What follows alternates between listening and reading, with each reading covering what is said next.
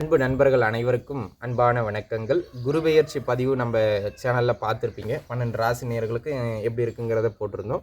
இந்த பதிவில் என்ன பார்க்க போகிறோம்னா, குருபெயர்ச்சி வந்திருக்குங்க. இந்த குருபெயர்ச்சி வந்து பார்த்திங்கன்னா எப்படி சொல்கிறதுனா, 4ஆம் இடத்துல கடகத்தில் காலபுருஷனுக்கு உச்ச அமைப்புகள் அமர்ந்து உச்ச வலு பெறுற எப்போவுமே ஒரு சுபகிரகம் ஆட்சி உச்சம் பெறுறதுங்கிறது ஒரு நல்ல அமைப்பு இந்த காலகட்டத்தில் பெறுதுங்க. 12 ராசி நேயர்களுக்கும் அது நன்மையையும் தரும், தீமையும் தரும், கலந்த பலன்கள் உண்டு. ஆனால் எந்த ராசிக்காரங்களுக்கு கொஞ்சம் கூடுதலான நன்மை, அதாவது நமக்கு கேட்பீங்க இல்லையா, டாப்பான ராசிகள் அப்படிங்கிற மாதிரி ஒரு 4 அல்லது 5 ராசிக்காரங்களை நம்ம இதில் எடுத்துக்கலாம். 12 ராசிக்கும் நன்மையும் உண்டு, தீமையும் உண்டு. இப்போ நான் சொல்கிற ஒரு 4-5 ராசிக்காரங்களுக்கு அது கொஞ்சம் கூடுதலான நன்மைகள் அதிகமாக உண்டு. பண விஷயத்தில் கொடுக்கலாம், தொழில் விஷயத்தில் கொடுக்கலாம், பொருட்சேர்க்கையில் கொடுக்கலாம், பேர் புகழில் கொடுக்கலாம். பிற ராசிகளை காட்டிலே இந்த ஒரு 4-5 ராசிக்காரங்களுக்கு அதிகமான நற்பலன்கள் உண்டு. சரிங்களா? அந்த விதத்துலைங்க இந்த காலகட்டம் மிதுன ராசி நேயர்களுக்கு யோகமான காலகட்டம். தனஸ்தானத்தில் உச்ச கிரகம் அமர்றதுங்கிறது, அதுவும் 10ஆம் அதிபதி உச்சமாகிறதுங்கிறது மிகப்பெரிய யோகம். அந்த விதத்தில் மிதுன ராசி நேயர்கள் இந்த காலகட்டத்தில் டாப் 1 அப்படின்னு நீங்கள் எடுத்துக்கிடலாம். 2வது கன்னியா ராசி நேயர்கள்.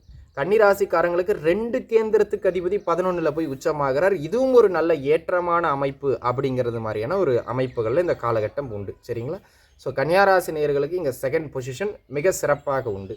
அதனை அடுத்ததாக இங்கே பாருங்கள், குருவுக்கு இது ஒரு பெரிய ஏற்றமான இடம் கிடையாது. ஆனால் வருட பலன் அப்படிங்கிறது பார்த்திங்கன்னா எப்போவுமே குருவை மட்டும் வச்சில்ல, சனி ராகு கேதுக்கள் இவங்களோட பொசிஷன் நம்ம வச்சு தான் பார்க்கணும். அப்படி பார்க்கும்போது 3ஆம் இடத்துல உச்சமானாலும் 11ஆம் அதிபதி ரிஷபத்திற்கு 3ல் உச்சமாகிறார். 11ஐயே அவர் வலுத்து பார்க்கிறார். அந்த விதத்தில் பொருளாதார தொழில் அமைப்புகளுக்கு ரிஷபராசினியர்களுக்கு இது ஒரு ஆகச்சிறந்த காலகட்டம்.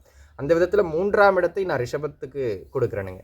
அதனை அடுத்துதான் 10ஆம் இடத்திலே உச்சமானாலும் 10ல் குரு வர்றது ஒரு சிறப்பான நிலை இல்லை என்றாலும் கூட சனி கேதுக்களினுடைய பொசிஷன் ஸ்ட்ராங்காக இருக்கிறதுனால தொழில் பொருளாதாரத்தில் இந்த குருவும் சேர்ந்து சப்போர்ட் பண்ண வேண்டிய ஒரு சூழ்நிலைக்கு தள்ளப்படுகிறார்.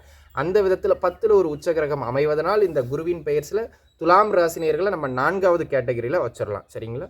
இதுவும் ஒரு அமைப்பு. அதனை அடுத்ததாக அன்பு நண்பர்களே, மேசராசி அன்பர்களுக்கு 7.5 சனியே போய்கிட்டு இருந்தாலும் கூட 11ல் ராகு இருக்கிறதும், 4ஆம் வீட்டில் ஒரு கோணாதிபதி ஒரு கேந்திரத்தில் போய் உச்சவலு பெறுறது பாக்யாதிபதிங்கிறது ஒரு நல்ல வலுவான அமைப்பு சொத்து சேர்க்கை பொருட்சேர்க்கைகளுக்கு. அந்த விதத்தில் மேஷம் 5வது இடத்தை கொடுக்குறேன். ஸோ மிதுனம், கன்னி, ரிஷபம், துலாம், மேஷம் இந்த 5 ராசிக்காரர்களுக்கும் பிற ராசிக்காரர்களை விட இந்த குரு பெயர்ஸில் ஒரு நல்ல ஏற்றமான பலன்கள் உண்டு.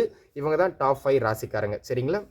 இப்போ இதில் ஏற்றம் இறக்கம் அதெல்லாம் நம்ம பார்த்துக்கிட்டோங்க. ஆனால் இது வந்து ஒரு பொதுவான பலன் தான். உங்கள் சுயஜாதக தசாபுக்திகளும் நல்லா இருக்கிற பட்சத்தில் உண்மையிலேயே அது உண்மையான நல்ல ஏற்றங்களையும் பெற்றுத்தரும். சுயஜாதக தசாபுக்தியும் சிறப்பாக இருந்துச்சுன்னா உங்களுடைய வளர்ச்சியை யாராலையும் தடுக்க முடியாது.